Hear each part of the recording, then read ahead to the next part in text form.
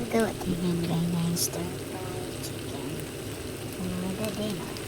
Ito po yung mga sangkap natin guys. Isang buong chicken breast.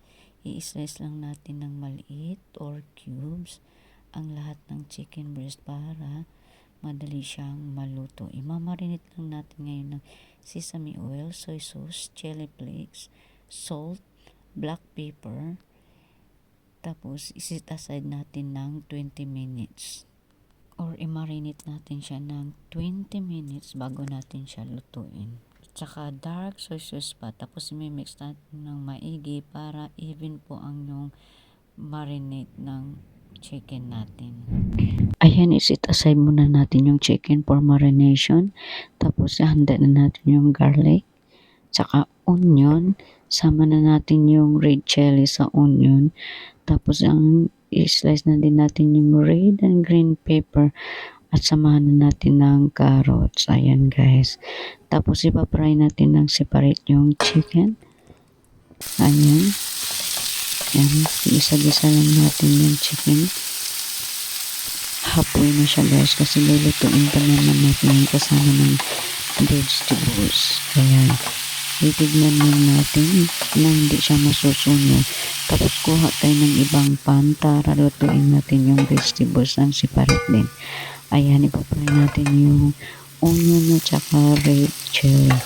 Samahan natin na yung lagyan natin ng black pepper powder at saka isunod natin yung ating mga vegetables dyan. Katulad ng carrots at saka red pepper saka green pepper guys. Ayan. So gigisahin muna natin ng maigi. Kailangan na palambutin muna natin yung carrots para hindi siya matigas pag kainan natin, diba? Ayan. So pabantayan natin na hindi siya masunog. Kailangan medium lang po yung apoy natin guys para hindi madali masunog yung vegetables. Ayan. Lagyan natin yung pepper at saka green at saka red pepper. Ayan. I-mix lang natin guys. Iwasan talaga natin yung masunog kasi sino ba naman masayan kumain ng sunog, diba? Ayan. Tapos yung may sauce na ako na prepare, ayan, lalagay na natin dyan. Ilalagay ko na lang yung sangkap ng sauce na yan. Ayan. Tapos ayan, mix lang natin para makotin yung mga vegetables natin.